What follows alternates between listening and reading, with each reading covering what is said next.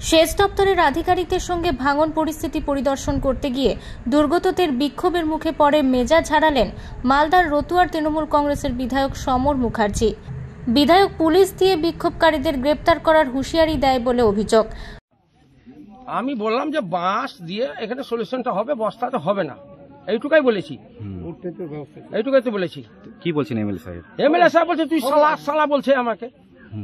তো আমরা পাবলিককে জমায়েত কেন করেছে? পাবলিককে জমায়েত কেন করেছে? হ্যাঁ, কি বলছে? আমি ওই এমএলএ কি বলছে? ওই শালাকে অ্যারেস্ট করে এক ঘট। কিন্তু আপনি কি দাবি তুলেছিলেন? আমি দাবি তুলেছিলাম, আমি দাবি তুলেছিলাম যে এখানে বস্তা দিয়ে কাজ হবে না, বস্তা অনেকবার দেওয়া গেছে, এখানে বাঁশ কমচিওয়ালা বাঁশ দিলে কিছুটা রক্ষা পাবে।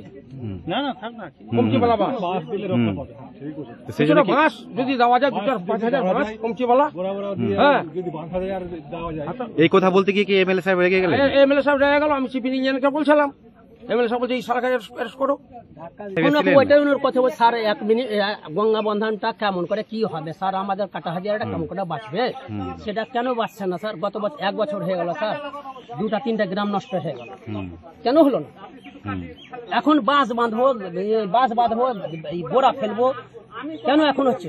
তো আমাদের কাটাহাজারটা কি আছে তোমার? আসছেন কেন? ভোট নিতে আসছেন? কি দরকার আমাদের? আমরা তো ডুবেই গেছি, আমরা মরেই গেছি। মরা খেয়ে এখন 2টা রসগোল্লা, তখন মা মরতে যাচ্ছে 2টা রসগোল্লা দিচ্ছি, মা রসগোল্লা খাবেন? মুখে দিলাম, মার মৃত্যু হয়ে গেল। কি চাইছেন আপনারা? কি চাইছেন? আমরা চাইছি না, এখনো কাটাহাদিয়ারা বাসিন্দা এখনো অনেক আছে আমাদের, এটা তো সুরক্ষা চাই আমরা।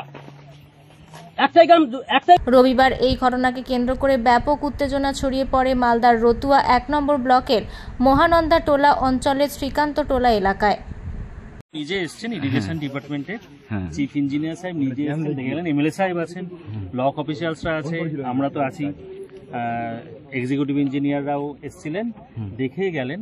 এখন গঙ্গা বিপদসীমার উপর দিয়ে বইছে, তার মধ্যেই ওনারা আজকের থেকেই ওনারা শুরু করবেন, যতটা পারা যায় প্রোটেকশন দেওয়ার কাজ শুরু করবেন।